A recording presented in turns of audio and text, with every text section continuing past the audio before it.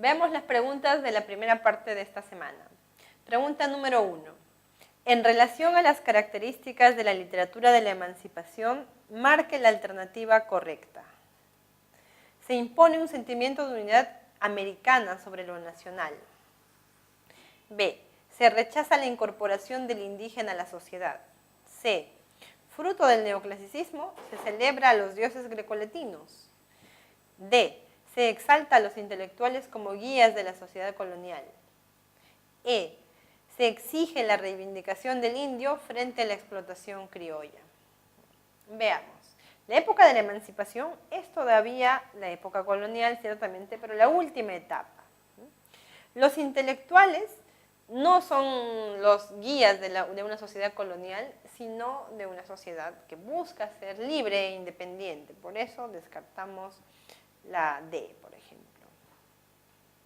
El indio, que aparece como un tema en la literatura de la emancipación, todavía está lejos de la reivindicación. El indigenismo y los precursores del indigenismo van a aparecer a finales del siguiente siglo, ¿no? Del siglo XIX. En este caso estamos hablando de fines del siglo XVIII. Así que descartamos también la alternativa E. Y también descartamos la alternativa B de Barco porque no se incorpora todavía a los indios a la sociedad, ¿no? Todavía estamos un poco lejos de eso. Por otro lado, el estilo neoclásico español va a dar la forma de escritura, el tipo de verso, las referencias, ¿no? Pero lo neoclásico no es exactamente lo renacentista, que es la vuelta a los clásicos grecolatinos, ¿no? Lo neoclásico es una relectura del estilo francés del siglo XVII, del clasicismo, ¿no? Así que descartamos la letra C. Y nos quedamos con algo bien importante de la emancipación. Esta idea de América y no todavía de patria. El Perú, si bien se habla de patria en la emancipación y de la idea de unidad, todavía no existe una definición de lo que va a ser patria. Recuerden que estamos antes de la proclama de independencia, antes de la delimitación de las fronteras del país, antes de la creación de los símbolos patrios, ¿no? Antes, muchísimo antes de la marca Perú, obviamente. Estamos muy atrás todavía en la creación discursiva de lo que va a ser patria, ¿no? Y esa patria se entiende en términos más globales, más americanos que nacionales, ¿no? Entonces, la alternativa aquí es la letra A. Veamos la siguiente pregunta, la pregunta 2. ¿Qué características de la poesía de Mariano Melgar o qué característica de la poesía de Mariano Melgar está presente en los siguientes versos? Jamás mi bien hallarás quien como yo por ti muera. Hallarás quien bien te quiera, mas no quien te quiera más. Muchos galanes tendrás que te adoren con desvelo, pero mayor que mi anhelo, jamás mi bien hallarás. Entonces, aquí en estos versos de Mariano Melgar se puede evidenciar un estilo precursor del romanticismo, ¿no? La temática amorosa. Veamos las alternativas. La mujer equivale a la imagen de la naturaleza. Si bien se está refiriendo a la amada, no está siendo comparada con la naturaleza, ¿no? Está el hablante lírico más bien hablando de su capacidad de amar, ¿no? Que está por encima de los otros, ¿no? De los otros galanes. Se emplea el verso libre sin métrica fija. No, en este caso y en la mayoría de casos, Melgar va a utilizar una métrica medida, que es la métrica del estilo neoclásico de heptasílabos, versos de 7 sílabas, o versos de 11 sílabas, ¿no? C. La mujer aparece con analogía de la patria libre. Si bien se habla de la mujer amada, no hay ninguna referencia, ninguna comparación con la patria y con la libertad, ¿no? En estos versos al menos no. Destaca el tema del amor doliente y contrariado, dice la alternativa D, que es de hecho la clave, ¿no?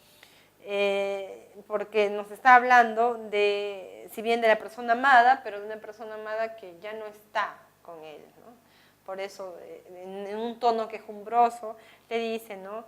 que hallará a alguien que la quiera, pero no que la quiera más, ¿no? Entonces, esta es la clave. Pero veamos la alternativa E. Dice, renueva el yarabí con forma de la tradición clásica.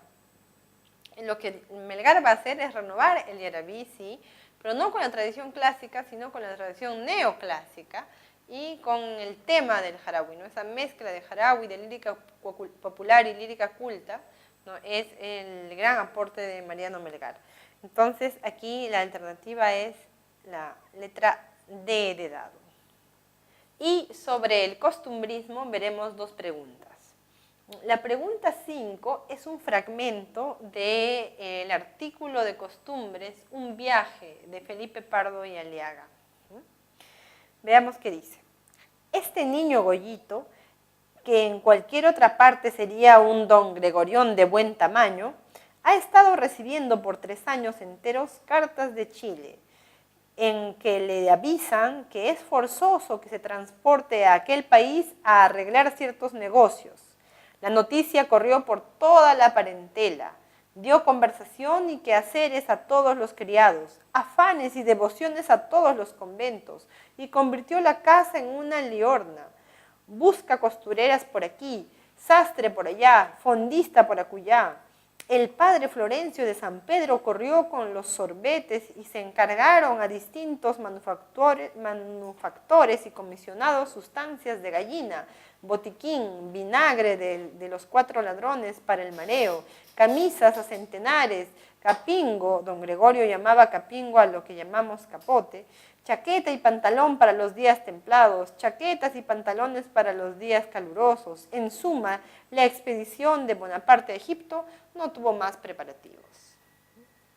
Como recordarán, Un viaje es un relato satírico de el niño Goyito, ¿no? Un don Gregorión de buen tamaño, un señor de 52 años al que llaman Goyito desde que nació y Goyito le llamarán hasta el día que muera. Que después de recibir estas cartas desde Chile para cerrar un negocio, se decide, pero después de 3 años, ¿no?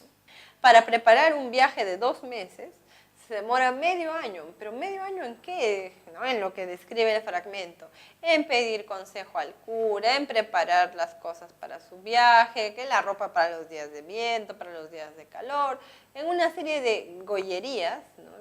Como dice su nombre, que son inútiles en realidad, ¿no? Entonces, ¿qué es lo que busca el autor o el narrador con esto? Hacer una sátira a este tipo de costumbres, ¿no? De la aristocracia limeña. Veamos qué nos dicen la pregunta y las alternativas. ¿Qué característica del costumbrismo se evidencia en este fragmento del cuento? Bueno, es un artículo de costumbres, del artículo de costumbres de Felipe Pardo y Aliaga. A. Describe todos los estratos sociales. No, aquí se habla principalmente de la clase que es la clase de Goyito, ¿no? Refleja el tono idealista y subjetivo. No hay ni subjetividad quizá al momento de escribir, pero más que idealizarlo es una burla, ¿no? Evidencia un tono satírico y burlón, que de hecho es la clave, veamos las otras. Idealiza las costumbres populares. La clase de Goyito es una clase aristocrática, no es para nada popular. Enjuicia tradiciones de fines del siglo XIX.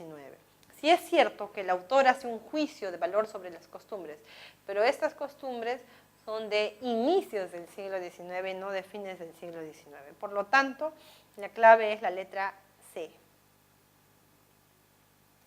Veamos la siguiente pregunta. La pregunta 8 es un fragmento de Ñacatita, dice así: con respecto al siguiente fragmento de Ñacatita de Manuel Asensio Segura, marque la alternativa que contiene la afirmación correcta. Este es un diálogo entre Rufina y Juliana, madre e hija. Dice doña Rufina: ¿dónde te fuiste, muchacha? Lo has hecho de 1000 primores, contestando a don Alejo.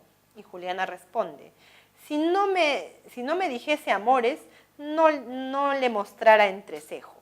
Y Catita se mete, ¿no? Habla con menos descoco de un sujeto tan instruido que debe dentro de poco, hijita, ser tu marido. Juliana: mi marido. Y doña Rufina: sí, señor, no empieces a incomodarme. Y Juliana responde: a quien no tengo amor no podré nunca ligarme. Entonces, en este fragmento se ve la discusión Una madre que trata de imponer el esposo a la hija, la vieja alcahueta que se mete, y la hija rebelándose contra lo que la madre quiere imponerle. Veamos qué tenemos en las alternativas. A. La hija depone su rebeldía y termina aceptando el enlace con don Alejo. En este fragmento, al contrario, vemos que Juliana rechaza esto. B. Ñacatita manipula a Juliana para que acepte a Manuel como esposo. Ñacatita está hablando a favor de Alejo, no de Manuel. C. Juliana es una joven que se muestra sumisa ante la presión de la madre. La sumisión es más bien acatar, aceptar, y aquí Juliana está haciendo lo contrario, rebelde. La alcahueta criolla, alternativa D, la alcahueta criolla apoya secretamente las intenciones de don Jesús. Como les decía en el argumento, don Jesús no está de acuerdo con este compromiso de su hija con don Alejo. Y la alternativa E, doña Rufina, madre dominante, desea imponer matrimonio a su hija, que es la parte evidente de este fragmento. Por lo tanto, esta es la clave, la letra E. Bueno, chicos, esto ha sido todo por esta semana. Nos vemos en una siguiente. Hasta luego.